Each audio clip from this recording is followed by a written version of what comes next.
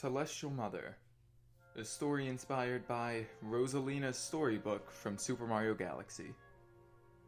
Multicolored petals blew gently over fields of pink, white, and cobalt flowers, which themselves were swaying to the calming breeze coursing past a single lonely tree, comforted only by the company of the small blossoms lying underneath the shade given off by the hilltop birch. Tiny, pale feet rushed softly up the hill, brushing against lush, protruding grass that lined the slope's beginnings.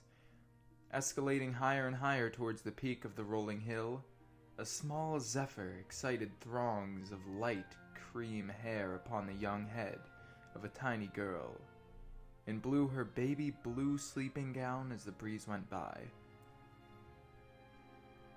Left with heavy breaths at the top of the hill, the little girl fell softly and hunched her back against the bark she had grown to recognize. She knew the perfect route to climb as high as she could. She knew where the hole was that blue jays congregate in. The lonely girl knew every crease and every crevice of that lonely, lumbering tree.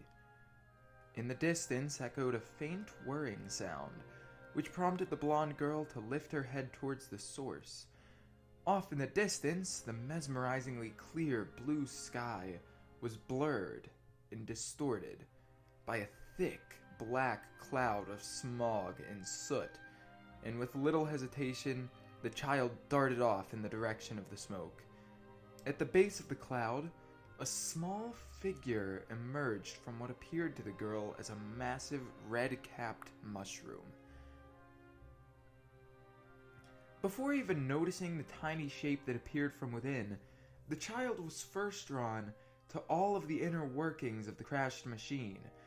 Dozens of buttons, multicolored wires, and tight aluminum bolts lined the inside, which could be observed through a blue-tinted film across the front of the futuristic machinery. After thorough examination of this mushroom-esque craft, the small pale child at last noticed the dirtied figure gasping on the now charred grass. It was a rather round being, with 5 dull tips protruding from a body that seemed to be the same cream color as the girl's hair, under all the soot. A long, deep breath emitted from the little rounded ball, before it stood up on 2 stubby legs, and soon after, was floating in the air around the child's baffled face. The ball-shaped organism's 5 smooth tips gave it the appearance of a rather chubby star, and this sight made the blue-robed girl chuckle and smile brightly, before questioning the star child with her soft voice. "What's your name? Are you lost?"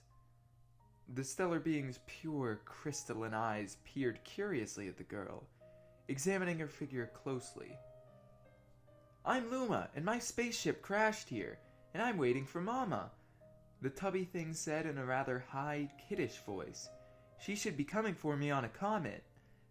The rather jaunty child expressed a sense of joy in knowing the star was friendly, and began referring to it by name, Luma. Holding her semi-translucent gown to keep it secure, the girl sat down beside the Luma, still hovering, and made a friendly gesture. "Don't worry, I'll wait with you," the little girl promised Luma. At nightfall, when the stars overpowered the morning sun, the little girl sneakily nabbed her father's antique splintered telescope. Luma's wide eyes expanded in awe when presented with the foreign mechanism. Guiding the tiny star with soft hands, the girl managed to direct Luma on how to use the telescope. They both searched for hours, with Luma occasionally losing balance and creating an additional chip in the wooden scope. This became a routine for the two, with Luma patiently waiting and tumbling in the birch leaves while the little girl was away. Every night, with no other plans or occupations, the child returned to help the star search the sky for his lost mother. But those nights turned into weeks, which prolonged until even years passed. The girl stuck to the same routine, sometimes jumpy and full of hope, others saddened and depressed, which brought Luma down as well. One dreary night, when the little girl wasn't in the most ecstatic of moods, she walked up to the always high-hoped Luma, letting out a sigh. "If we stay here looking much longer, I'll be an old lady soon." But the pure sadness in Luma's big eyes when he heard this was enough to make the girl regret her statement, and she soon had an idea that culminated after years of hopeless nights. "Why don't we go out there and find your mother ourselves?" Luma's eyes lit up at the still juvenile girl, and he quickly explained to her what it'd take to repair the spaceship. The child's light feet gracefully rushed to her father's dilapidated tool shed and brought out some tools that fit Luma's exotic descriptions. The two toiled for a few days before the spacecraft was in working order, but they got the job done. Luma politely gestured the girl into the ship, using a hand motion he'd learned from his long time spent with her. Luma begged her not to fiddle around with anything, and she happily obliged, and the two set off into space in the blink of an eye. The child looked back as her home planet was engulfed by stars and stars and more stars, as the search for Luma's celestial mother began.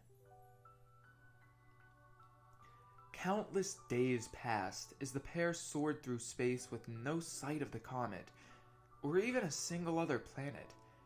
Instead, a barren minefield of asteroids expanded perpetually in every direction. It all looked the same. Floating chunks of speckled rock twirled around the ship day and night, as minute sparkling bits of crystal routinely did the same. Nothing appeared strange or out of the ordinary. This daily somber sight quickly drained away the youthful girl's hope. "If I had known it was going to take this long, I would have packed more jam," said the little girl above the heavy rumbling of her aching belly. Before the two had departed, the growing girl had packed all of her essentials into a sizable gray bag she'd found in her father's shed, and subsequently caught and torn on a rusted nail. Lousily stuffed inside the bag was her father's old telescope, along with a pink-rimmed butterfly net that the girl assumed she could find a use for, an aging stuffed bunny that she acquired at birth, all the bread she could scavenge from home, 2 gallons of milk, some jam, and her favorite apricot-flavored tea from a local coffee shop back home. But, "I'm out of water!" cried the girl. At this, Luma burst into magnificent gales of childish laughter, while the girl began to noisily pout.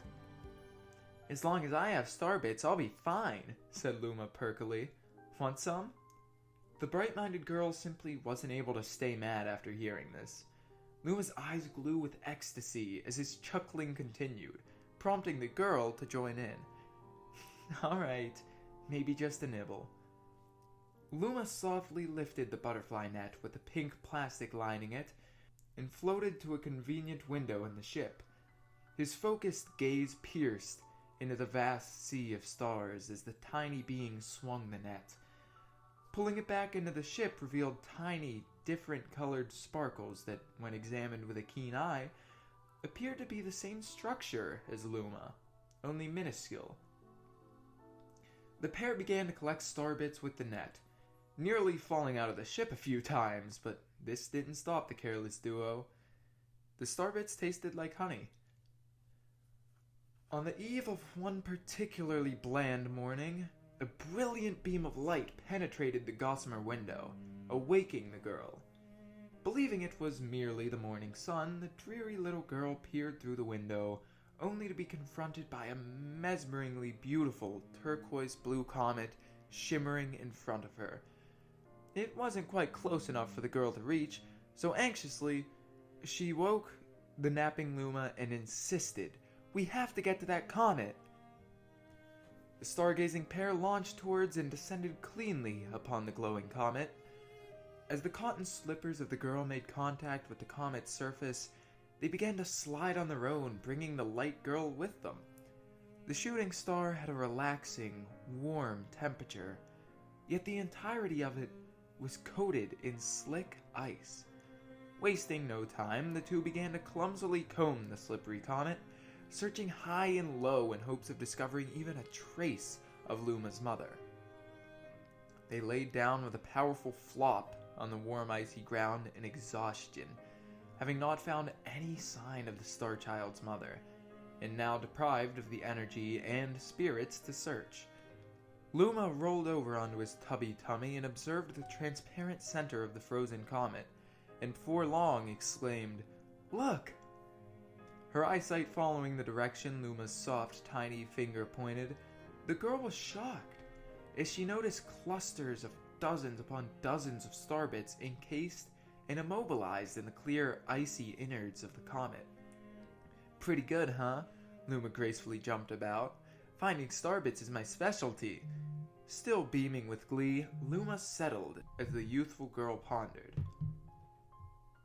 "There's ice here, but it's so warm," said the girl with some confusion in her tone. "I'll bet there's water here, too." With the sight of Luma's mother seeming far from imminent, the pair confidently agreed to transfer to the comet, riding the blazing blue sphere through the starry sky. In a blur, the turquoise comet was off, and the two closely examined their surroundings, vigilantly scanning for Luma's lost mother. One luminous night, the sleeping girl had a dream of her own mother. "Where are you going?" the young child asked, directing her curious voice towards her mother's retreating back. Still facing away from the child she had raised, her mother replied, "Don't fret, dearest." The mother's platinum hair rhythmically swayed in the wind, as her calm, comforting voice projected. "I'm not going anywhere. I'm always watching over you, like the sun in the day and the moon in the night." A terrible wave of despair washed over the still juvenile child. "What about when it rains, and I can't see the sun or the moon?" the girl demanded, growing increasingly unable to speak as her concern became overwhelming. The guardian figure began contemplating this, before responding with a motherly-like instinct. "I will turn into a star in the clouds and wait for your tears to dry." The scene was melancholy. The girl's face was damp with tears. The lashes upon her eyes struggled to restrain the flowing tide of tears that invaded the girl's soft flesh. "You have starbits in your eyes," the adolescent star exclaimed as the girl awoke. Wiping the running tears from her damp face onto the thin sleeve she bore, the girl replied, "These are tears, not starbits," her voice cracking and quivering in a way Luma had never experienced. The girl went on, "I'm crying because I'll never see my mother ever again." Hearing this, the girl's companion began crying as well. "Mama, oh mama."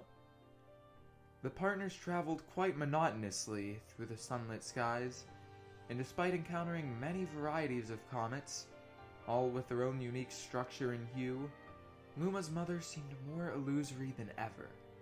As clusters of identical asteroids and boring debris shifted about, Luma grew despondent.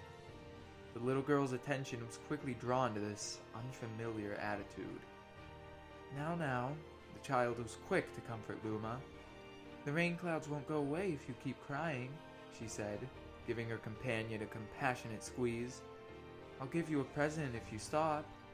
The girl spoke gently, resting her eyelids. "I'll take care of you." With these words, the girl felt a small spark in her heart. "The kitchen will go here, and the library will go over there," the blonde, bustling girl repeated to herself. The girl was imbued with a motherly-like instinct of her own. "We'll put the front gate over here."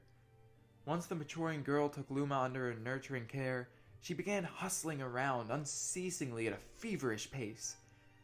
It's a lot of work, but it's worth it to make a happy home. While the comet they began construction on was rich with starbits, their household would require many other commodities.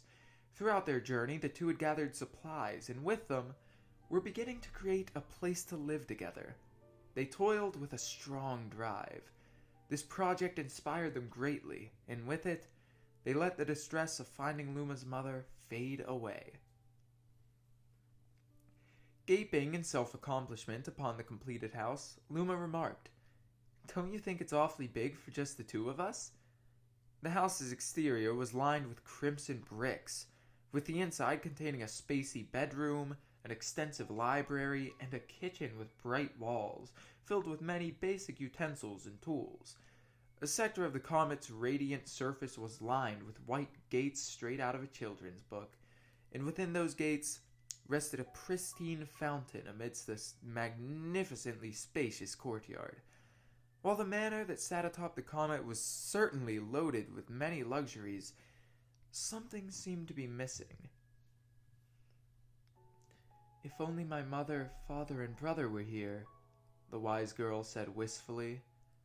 The house was indeed humorously large for its only two residents.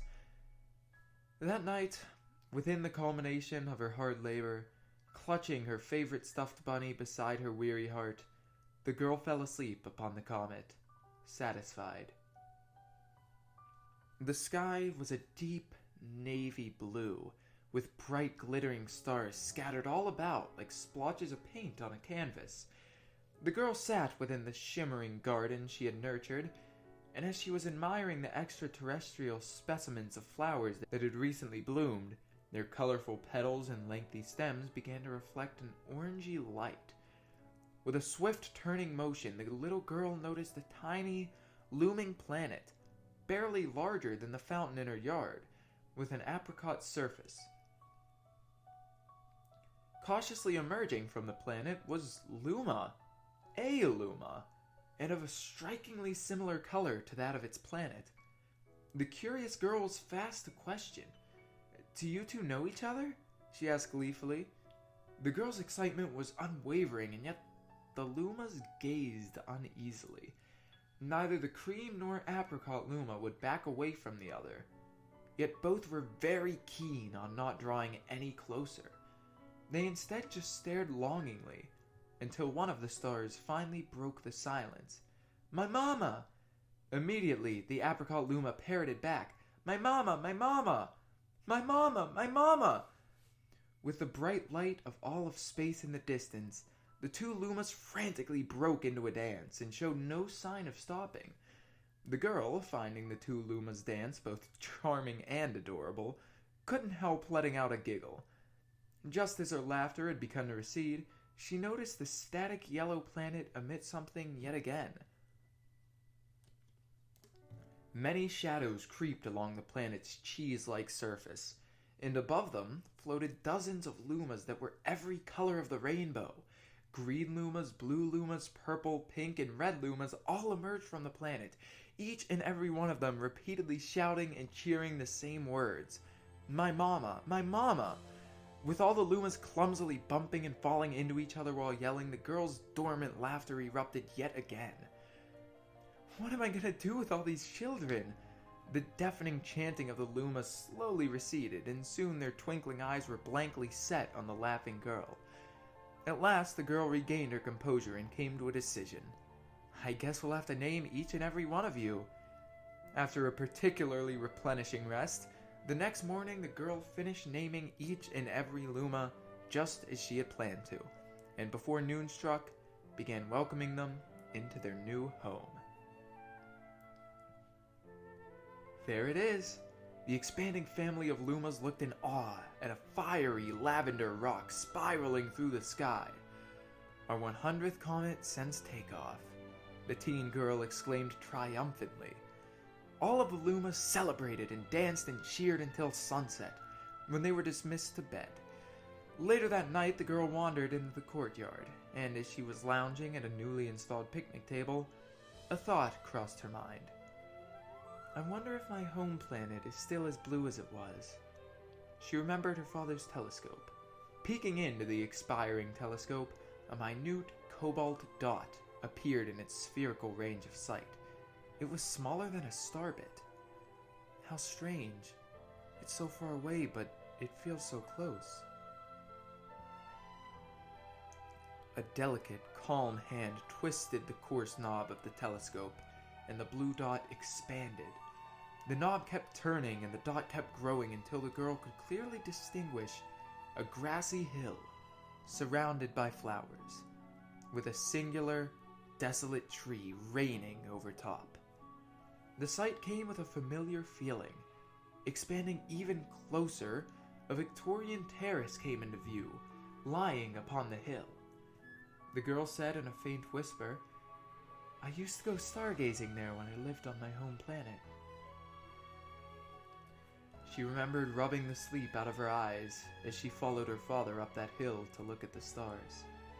She remembered how she and her brother would sled down that hill. She remembered having picnics with her mother on that hill, on bright and windy days. And, "I want to go home! I want to go home right now!" The girl burst into tears while sitting in the courtyard at a table set for 4 dozen. Awoken by the sound of their mama's crying, the Lumas hopelessly observed through their bedroom windows, not knowing how to act. "I want to go home! I want to go back to my house by the hill! I want to see my mother!" The disconsolate girl was now shouting, her eyes and face now breached by tears. "But I know she's not there. I knew all along that she wasn't out there in the sky, because she's sleeping under the tree on the hill." The girl's cries echoed through the expansive stars, and a somber hush fell over the area. Though she was usually quite upbeat, one day the girl became sad again. The cream Luma that was with her since they left on the journey boldly scooted towards and embraced her. In hopes of comforting the teary-eyed girl, Luma softly encouraged her. "Mama, you still have me." Luma's mind wandered for a bit before returning to him. "And don't be sad about your mama, because she's a part of you. That means she'll always be close by." Again, Luma's train of thought left him, but returned shortly thereafter. "It's like me. I love Starbits because they remind me of my mama." No, the girl mumbled, failing to shackle her tears. A solitary look quickly flickered across Luma's face, but was shortly replaced by a wide, dopey grin. "I have an idea." Luma quickly tried to convince the girl to cheer up. "I'll transform into a comet. A soaring comet that can carry you all on this journey."